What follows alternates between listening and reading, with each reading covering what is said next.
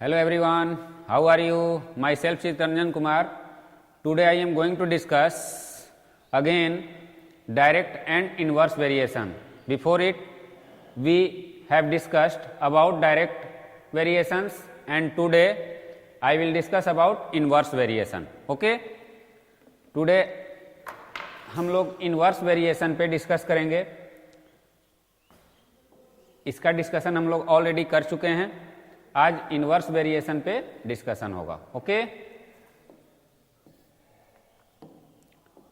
इसमें exercise questions direct में हम लोग ने किया था, इसमें भी एक्सरसाइज क्वेश्चन करेंगे. इन्वर्स और डायरेक्ट का ऑलरेडी कॉन्सेप्ट जो था उस पे डिस्कशन हम लोग क्लियर कर चुके हैं. So first question is, in which of the following tables x and Y vary inversely. Okay, inversely यहां पे देखना है. तो स्टूडेंट्स, इस टेबल में x और y का जो वेरिएशन है वो इनवर्सली होना चाहिए. इनवर्सली में मैं आपको बताया था कि इनवर्सली कैसे वर्क करता है. डायरेक्टली में अगर वन क्वांटिटी अगर आपका इंक्रीज करता है तो दूसरा भी इंक्रीज करता था इसमें, और इसमें क्या होता है कि वन अगर इंक्रीज कर रहा है तो दूसरा डिक्रीज करेगा. यही इसका पहचानने का तरीका है. ओके, तो सबसे पहले यहां पे गिवन है student x y equal to 4:6. Okay, और दूसरा है 3/8, 12/2 एंड इक्वल टू कर देते हैं यहां पे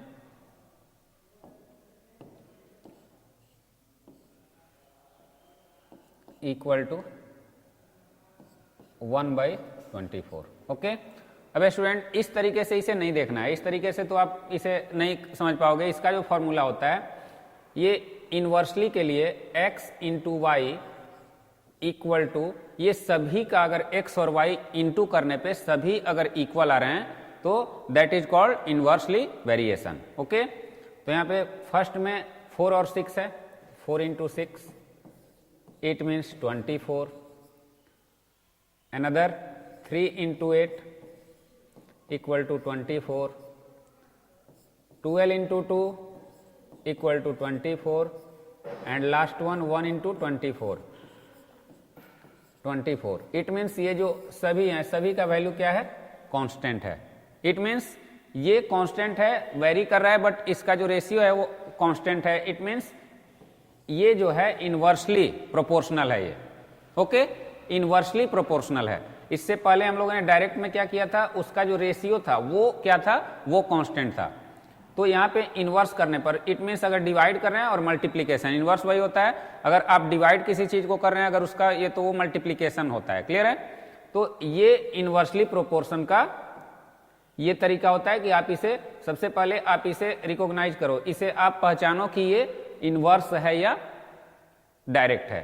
तो in which of the following tables x and Y vary inversely. तो this table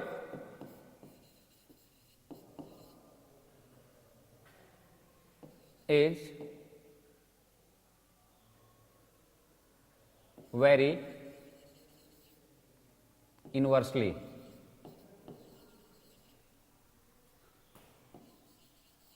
for X and Y. Clear है? सेकेंड वन गिवन है स्टूडेंट, यहां भी इस टेबल में भी. तो सिमिलरली आप इसे एक्स वाई के फॉर्म में करो, एक्स इंटू वाई के फॉर्म में. 5 into 20 equal to 100. 20 into 5 equal to 100. 10 into 10 equal to 100 and last one 4 into 25 it means 100. अब स्टूडेंट यहाँ एक चीज और आप लोग देखिए, यहाँ फर्स्ट अगर यहाँ पे ये क्या हो रहा है? डिक्रीज हो रहा है. तो इसका क्या हो रहा है? इंक्रीज हो रहा है. ये इंक्रीज हो रहा है तो ये डिक्रीज हो रहा है. ये डिक्रीज हो रहा है तो ये इंक्रीज हो रहा है. यानी ये इनवर्सली वेरिएशन में इस दो बातों को ख्याल रखता है. एक अगर डिक्रीज हो रहा है तो दूसरा इंक्रीज होगा, एक अगर डिक्रीज हो रहा है तो दूसरा इंक्रीज, और एक इंक्रीज हो रहा है तो दूसरा डिक्रीज. और उसका जो कांस्टेंट वैल्यू होता है यानी कि इनवर्सली प्रोपोर्शन के लिए उसको हम इस तरीके से भी उसको वेरीफाई करते हैं. क्लियर है? तो यहां भी सभी का वैल्यू क्या आ गया स्टूडेंट? 100 आ गया, सभी की वैल्यू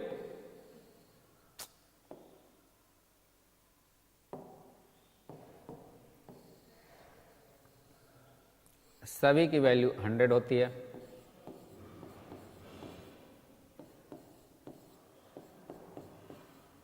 ओके, तो ये सभी इक्वल है 100 के। तो this is also, this table is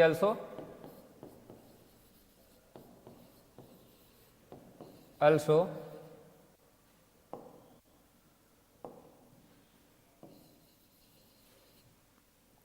very inversely for x and y। Okay student, तो इस तरीके से इस दोनों टेबल को हमने क्या किया, रिकॉग्नाइज किया कि ये कौन से, तो इन्वर्सली दोनों हो रहा है। क्लियर है? Next one, it x and y very inversely fill it in the following if x and y very inversely। यहां पे कह रहा है कि यदि x और y इनवर्सली वेरी हो रहा है, fill in the following blanks। Clear है? यहां पे ब्लैंक्स जो दिया हुआ है उसको फिल करना है। तो स्टूडेंट अभी मैंने आपको बताया था कि इसको कैसे करना है, तो यहां पे इसको मल्टीप्लीकेशन कर देना है। ओके, तो सबसे पहले इसका तरीका क्या है, तो स्टूडेंट इसमें हमें कौन सा एक कंप्लीट जो है, हमारा कंप्लीट जो रेशियो है वो यहां पे गिवन है 16 and 6। क्लियर है? तो 16 into 6 की वैल्यू क्या होगी, 96। ओके, अब सभी का प्रोडक्ट क्या होना चाहिए, 96 होना चाहिए। तो अगर हमने यहां पे इसे A ले लिया, इसे B ले लिया, इसे C और इसे D। क्लियर है? तो अब हमें आसानी से इसका वैल्यू निकल सकता है। इसे हम ऐसे लिख सकते हैं 12 into A equal to 16 into 6, then इसे हम ऐसे करते हैं 12 into A equal to 16 into 6, then A equal to 16 into 6 by 12, then we have 8। A की वैल्यू क्या आ गई, 8। तो हम A की जगह पे 8 पुट करेंगे तो इसकी मल्टीप्लीकेशन यानी ये क्या हो रहा है, 12 16 8 6 हो रहा है। ठीक है? अब सेकेंड वन इसका क्या होगा, अब इसको रिलेट करना है तो इसी से हो जाएगा 16 into 6 equal to B into 4। तो 16 into 6 by 4 equal to B student, then B equal to 24। तो B की वैल्यू क्या आ गई, 24। थर्ड वन, इसको भी उसी से रिलेट करो, तो 8 into C equal to 16 into 6, then we have C equal to 16 into 6 by 8, then we have 12। It means C की वैल्यू क्या हो गई, 12 हो गई। लास्ट वन है आपका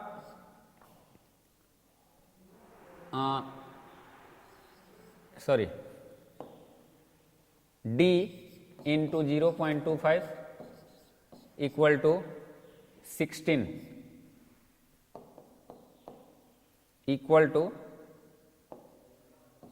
16 into 6, then we have D equal to 16 into 6 divide by 0.25। Okay, अब इसे स्टूडेंट 16 into 6 into 100 सिंपलेस्ट तरीके से इसे कर लेते हैं। अब ये तो इसे स्टूडेंट आप 96 और 4 को करोगे तो 4 284 में भी, ओके, नो 384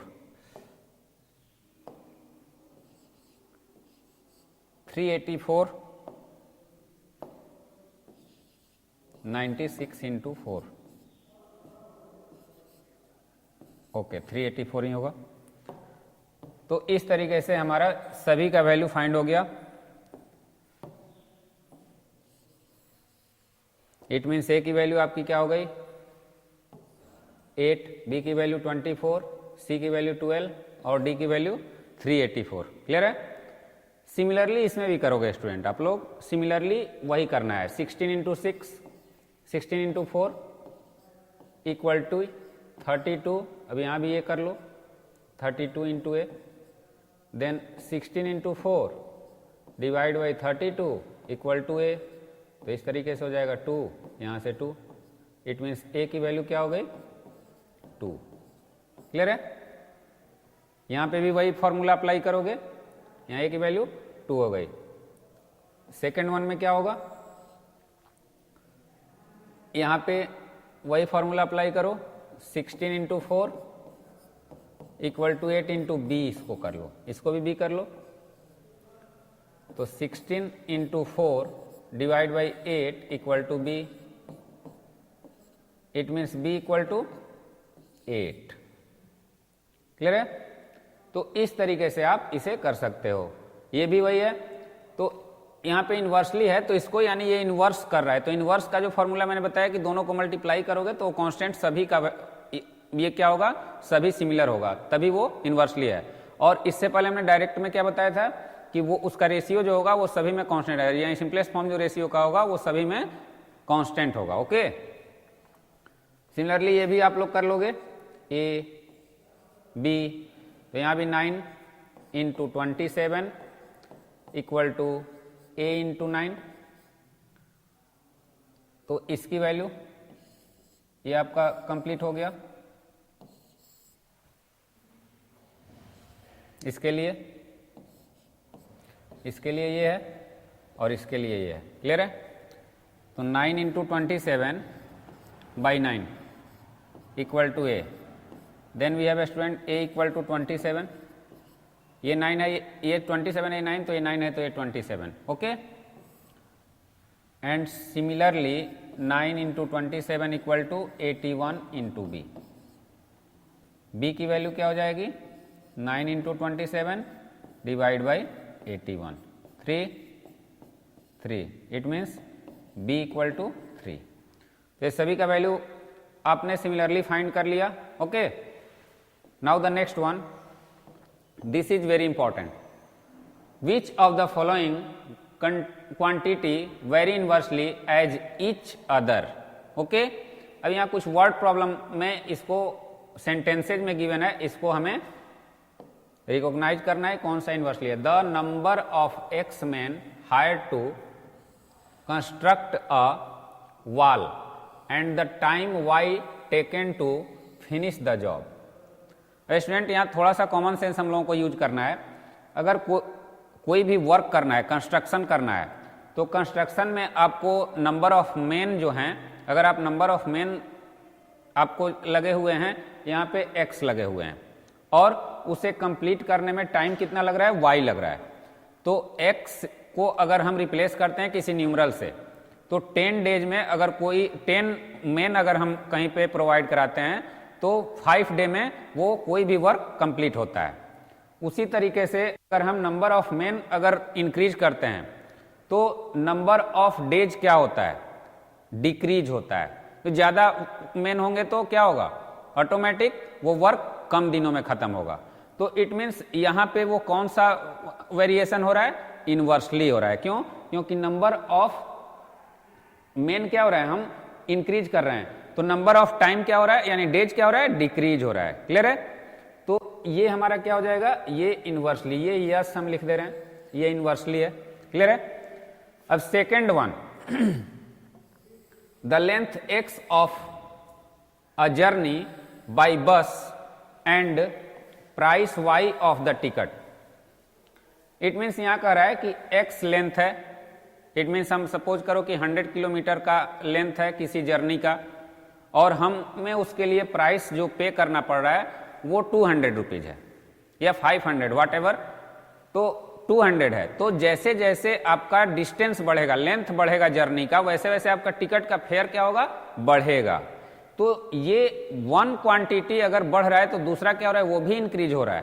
तो इट मीन्स ये इनवर्सली को फुलफिल नहीं कर रहा है। ये कौन सा है, ये डायरेक्टली है, तो यहां पे क्या हो जाएगा, no.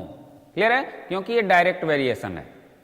Third one, journey x kilometre undertaken by a car and the petrol y liter consumed by it.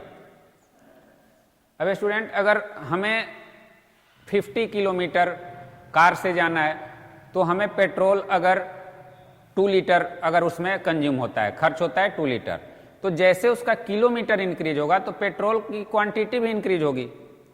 तो it means one quantity increase होने पे दूसरा अगर आपका इंक्रीज हो रहा है तो सीधा हम क्या उससे रिलेट करेंगे, डायरेक्ट वेरिएशन। क्लियर है? तो ये डायरेक्ट वेरिएशन है तो ये भी नो हो जाएगा। तो इट मीन्स हमें सिर्फ जो क्वेश्चन नंबर 1 है ये क्या है, ये इनवर्सली प्रोपोर्शन को वेरीफाई कर रहा है, बाकी ये दोनों क्या है, डायरेक्ट है, इसलिए इसे नो करेंगे। क्लियर है? तो ये होगा, ये दोनों नहीं होगा। क्लियर है? तो यहां इसको इनवर्सली लिख सकते हो आप, इनवर्सली, इनवर्सली,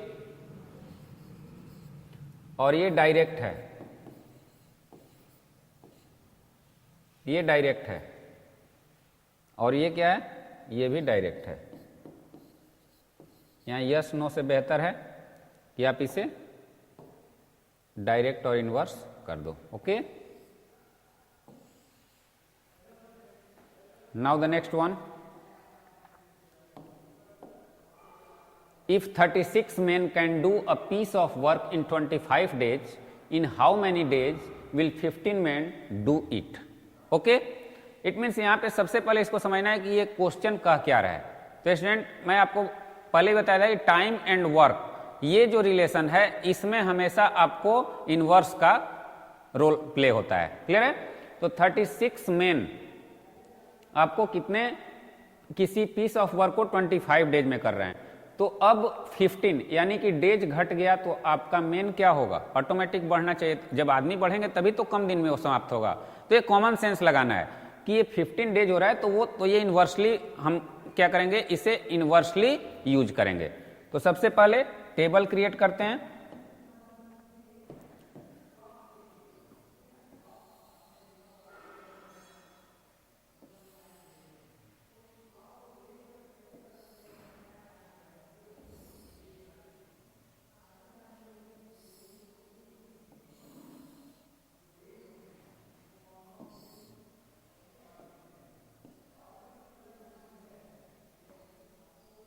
number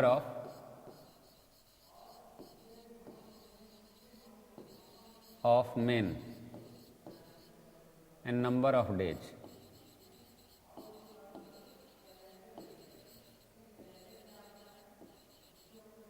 Clear है? It means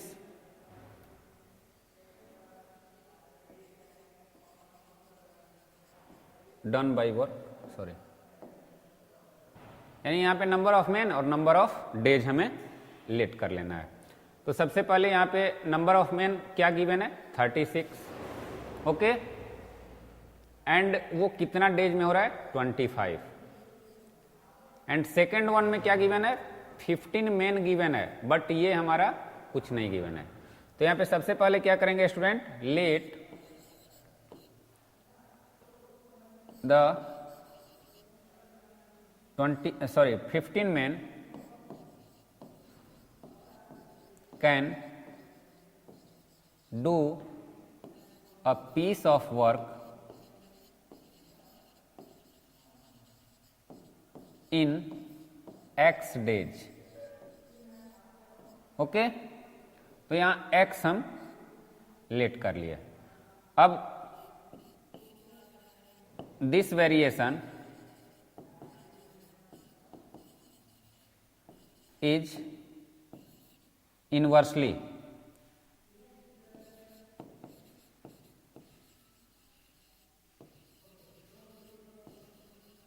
work. Okay, therefore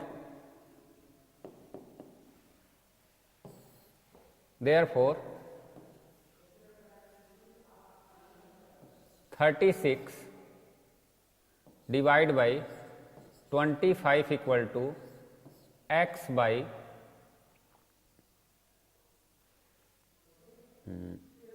15। Okay, it means student यहां पे देखिए 36 डिवाइड बाई 25 इस तरीके से है। तो अब यहां पे क्या है आपका ये कांस्टेंट है कि नहीं है। तो कांस्टेंट है, इट मीन्स ये दोनों कांस्टेंट हमेशा रहेंगे, तो इसका मल्टीप्लीकेशन देखो 36/x, तो इस तरीके से करने पे इसका रिजल्ट क्या आएगा। तो मैं आपको बताया हूं 36 × 25 इक्वल टू x × 15। इसे भी कर लो, तब उस पर आते हैं 25 इक्वल टू x, 15 हो जाएगा। अब स्टूडेंट ये 3 टाइम में 5 से, ये 5 टाइम में, ये 3 से 12 टाइम में, इट मीन्स x की वैल्यू क्या हो गई 12 × 5, it means 60 days, 60 main. Okay, अगर 60 मेन रहेंगे तो ये कितने डेज में होगा, 15 डेज में होगा। अब स्टूडेंट यहाँ पे आपको सबसे पहले ये देखना है कि ये रोल प्ले क्यों नहीं हुआ, क्योंकि ये किस चीज के लिए है, तो ये डायरेक्ट के लिए है। क्लियर है, ये डायरेक्ट के लिए है, हमें इनवर्स के लिए इस तरीके से करना है। क्लियर है, तो इसका मल्टीप्लीकेशन 36 × 25 होगा, तब जाकर के ये होगा। क्लियर है,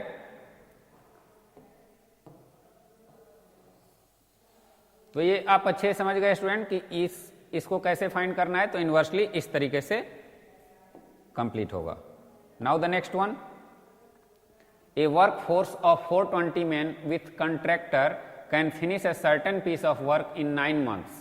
How many extra men must he employ to complete the job in 7 months? This is very interesting question. Okay, यहाँ पे स्टूडेंट कर रहा है ए वर्क फोर्स ऑफ 420 men, एक वर्क जो है वो 420 आदमी, एक कंट्रैक्टर 420 आदमी लेकर के उसको किसी सर्टेन पीस ऑफ वर्क को 9 दिन में खत्म कर रहा है। अब यहाँ पे कह रहा है कि how many extra man must he employ to complete the job in 7 months। तो यहाँ एक्स्ट्रा और कितना चाहिए, देखिए क्वेश्चन बहुत इंपॉर्टेंट है। यहाँ पे कह रहे कि एक्स्ट्रा कितना चाहिए, और इससे पहले क्या पूछा जाता था कि टोटल कितना मेन लगेंगे 7 डेज में करने में। तो पहले हमें 7 डेज में कितना टोटल मेन लगेंगे वो फाइंड करेंगे, तो ऑटोमेटिक पता चल जाएगा कि इससे हमें कितना एक्स्ट्रा मिला, इससे कितना एक्स्ट्रा मेन पावर लगेगा वो पता चल जाएगा। क्योंकि 7 month में कितने आदमी लगेंगे वो पहले निकालना है, उसके बाद हम उसको उस पे आते हैं। तो सबसे पहले यहां पे टेबल क्रिएट करते हैं student.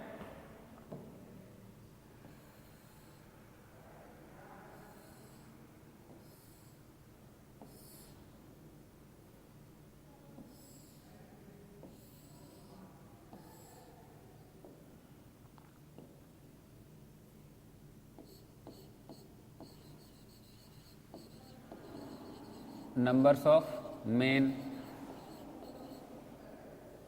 number of days।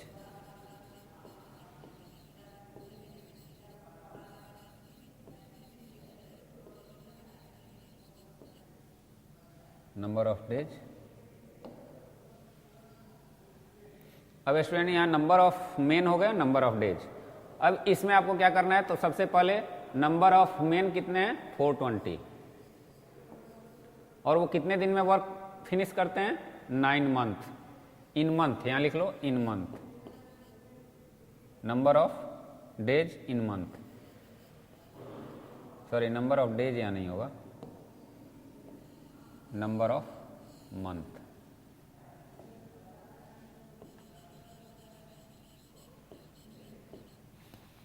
Four 420 in 9 month, और ये 7 month हो गया। अब यहां पे हमें, तो सबसे पहले हमें 7 month में कितने आदमी वर्क करेंगे तो वो फिनिश होगा। तो यहां पे वही similarly let the x man finish a piece of work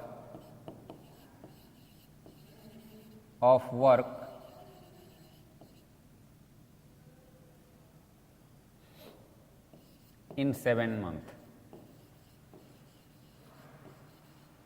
okay, it means 7 month में एक्स मैन उस वर्क को फिनिश करते हैं। So here this variation vary inversely therefore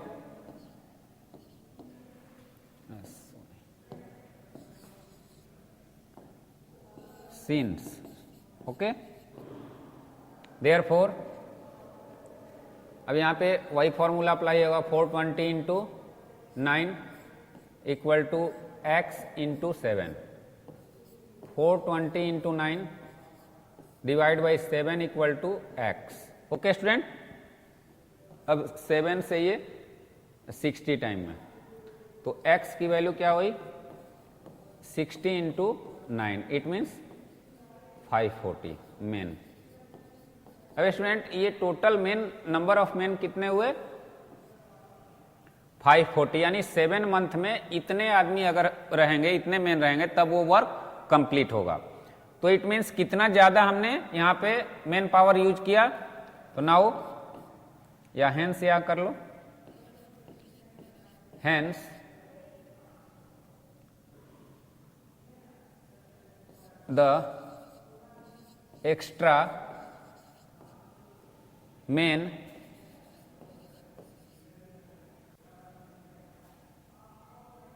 join या employ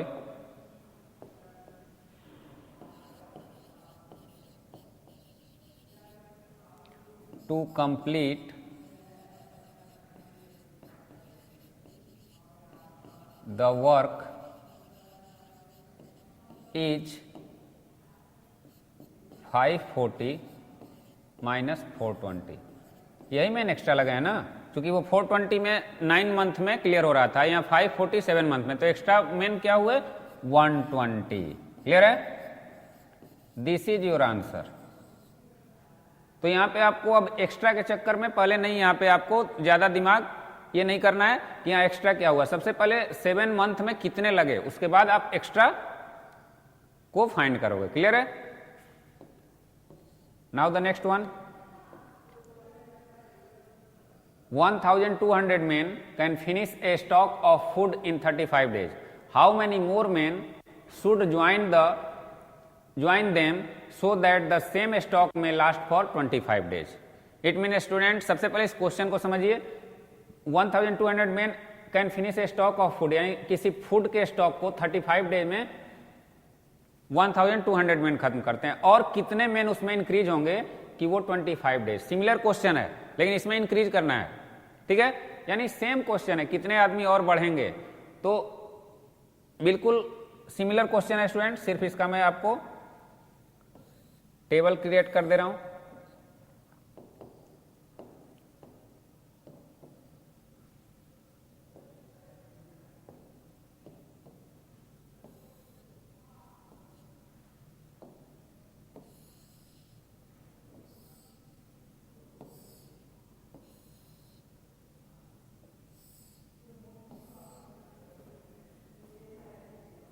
number of men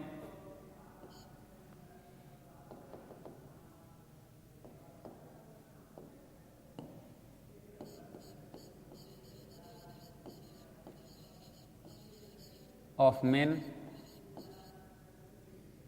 number of days, number of days। तो यहाँ पे 1200 है, यहाँ पे स्टूडेंट 35 है, ये 25 है, फिर इसको x हम क्या करेंगे x इसे लेट करेंगे, और जैसे ही x लेट करेंगे तो ये फिर वही वर्क एंड टाइम, तो ये भी इनवर्सली होगा स्टूडेंट, तो ये इनवर्सली होगा, तो फिर यहाँ वही फॉर्मूला, इसको आप डिटेल में कर लीजिएगा बिकॉज सिमिलर क्वेश्चन है, x into 25 then 1200 into 35 divide by 25 equal to x 48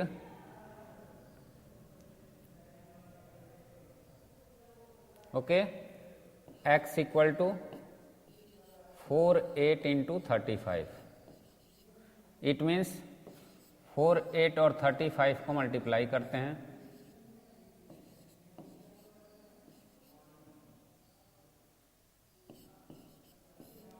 0861, it means x की वैल्यू कितनी हो गई 1680, hence the extra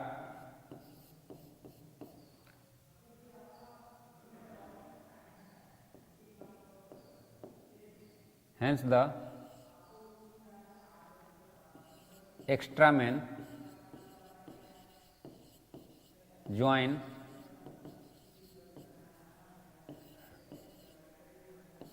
to finish the work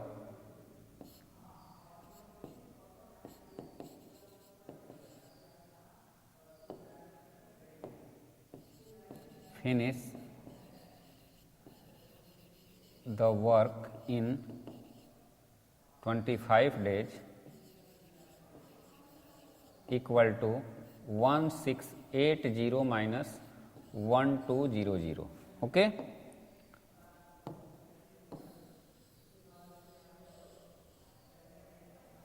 Then we have 480 days. This is your answer. Clear student? तो student I hope आप सभी लोग इसे अच्छे से समझे होंगे। जो आज हमने टॉपिक पे डिस्कशन किया इसमें इनवर्सली प्रोपोर्शन के कुछ क्वेश्चन हमने सेलेक्ट किया था जो आप लोग को के सामने अभी सॉल्व किया मैं। अब इसमें जो भी क्वेश्चन आपको और भी अगर कठिन लगते हैं, इट मीन्स कुछ क्वेश्चन हार्ड लगते हैं, तो आप जरूर कमेंट कीजिएगा, उसे भी हम लोग सॉल्यूशन जरूर उसका करेंगे। So for today that's all students, have a nice day, thank you.